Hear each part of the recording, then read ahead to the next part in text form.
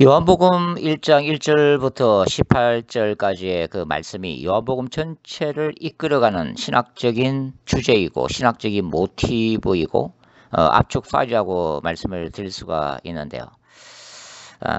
또 이것을 한 문장으로 요약하자면 바로 요한복음 1장 51절 말씀이 되겠습니다. 또 이르시되 진실로 진실로 너에게 이르노니 하늘이 열리고 하나님의 사자들이 인자 위에 오르락 내리락 하는 것을 보리라 하시니라.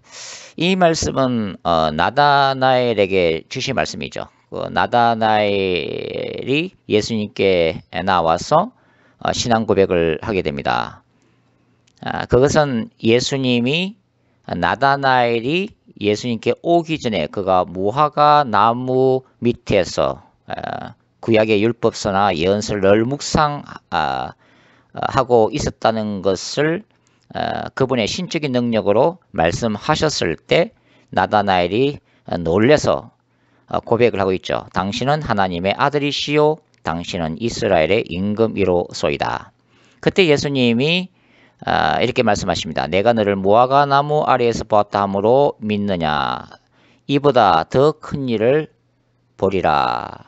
그렇게 하면서 이 나다나엘과 제자 모두에게 하신 말씀이 바로 이 51절 말씀인데요. 이 51절이 굉장히 중요한 의미를 가지고 있습니다.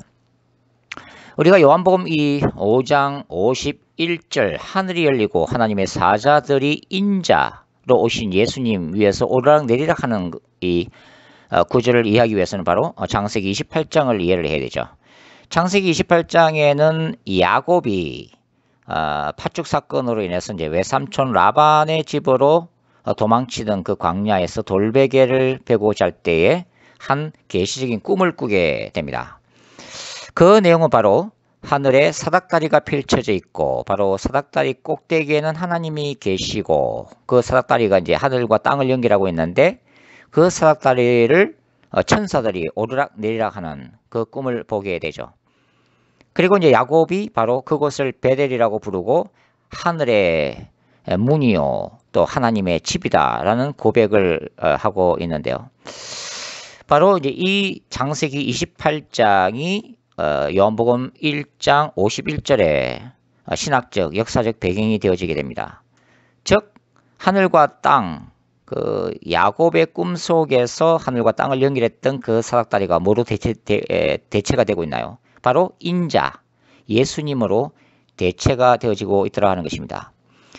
창세기 28장에 바로 이 그 꿈에 대한 계시는 야곱에게 주어졌지만 이제 그 사닥다리가 예수님으로 대체된 바로 이 새로운 계시가 제자들에게 주어지게 되죠.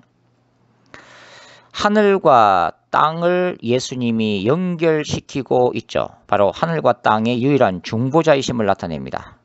그리고 하늘과 땅을 연결하신 예수님의 사역을 위해서 천사들이 오르락내리락 하면서 사역을 감당하고 있는 어떤 초자연적인 세계관을 보여주고 있는데요.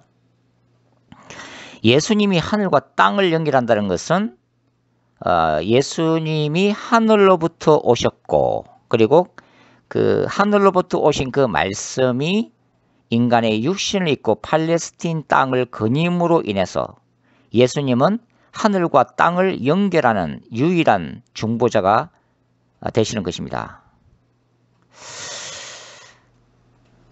이 개념이 이제 그 요한복음 6장에서는 요한복음 6장이 바로 이제 500여의 그 표적을 예수님이 풀어서 이제 설교하시는 내용이죠.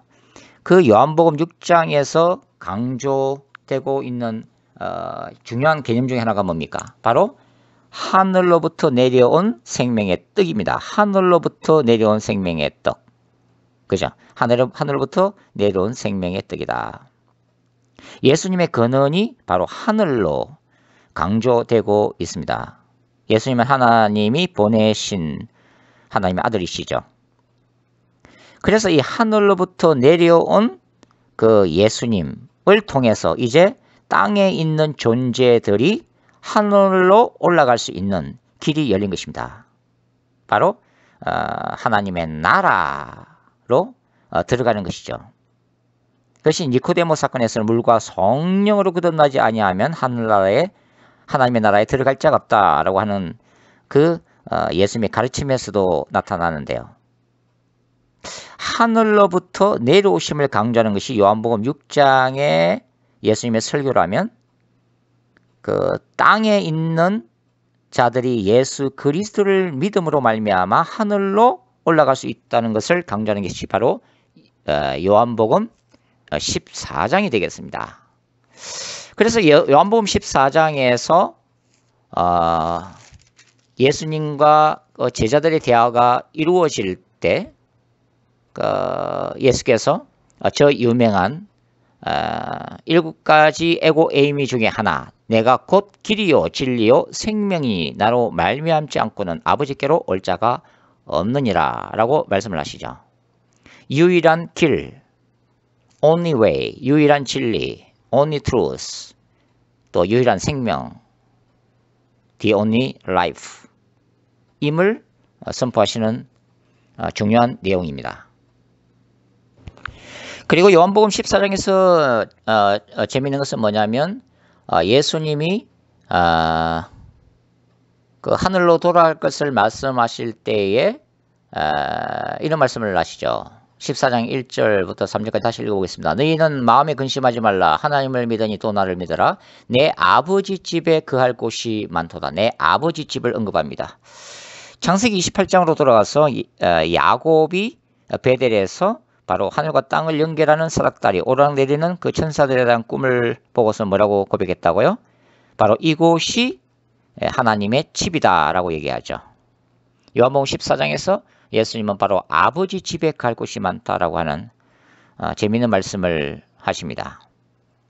그리고 야곱이 그 하늘의 문이다, Gate of Heaven, 하늘의 문이 열렸다라고 표현했을 때 사실은 요한복음 안에서는 양의 문이다, 내가 양의 문이다 라고 이제 표현이 되어지고 있습니다.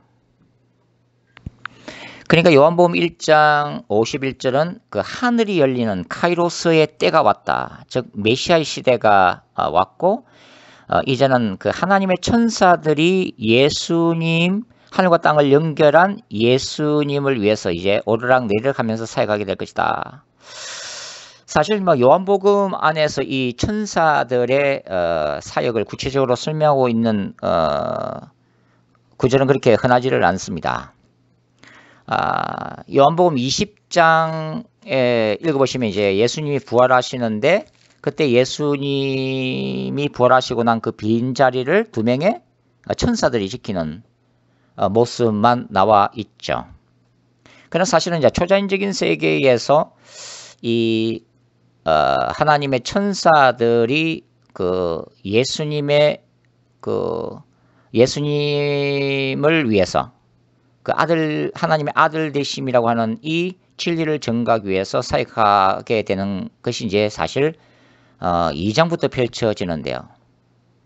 그러니까 1장 51절에 또 이르시되 진실로 진실로 너에게 이르노니 하늘이 열리고 하나님의 사자들이 인자 위에 오르락내리락 하는 것을 보리라 라고 말씀하시고, 그 다음에 2장 1절이 바로 사흘째 되는 날 갈릴리 가나에 혼례가 있어 예수의 어머니도 거기 계시고 라고 시작되는 바로 가나 혼인잔치 얘기가 연결되고 있죠.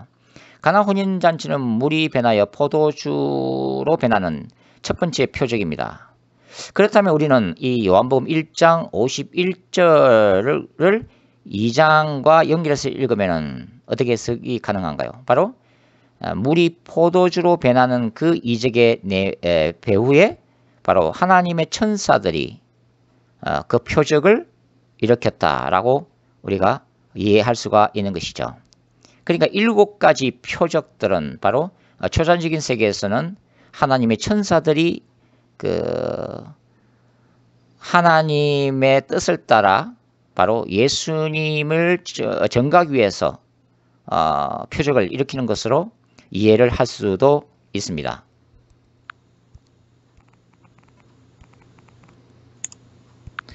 요한복음 1장 51절은 이 땅에서 어느 누구도 어떤 종교 지도자도 어떤 종교 창시자도 인류를 구원할 수가 없고 천지를 창조하신 하나님은 오직 한 가지 방법, 즉 말씀이 육신이 되어 이 땅에 오신 예수 그리스도를 통해서만 구원의 길을 열어놓으셨다고 하는 것입니다.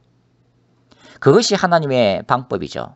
하나님이 인간을 구원하시는 바로 하나님의 방법, 그것은 오직 예수를 통해서 열어놓으신 하나님의 하늘의 문이고 또 그 문을 통해서만이 바로 하나님의 나라에 들어갈 수 있다고 하는 것입니다. 감사합니다.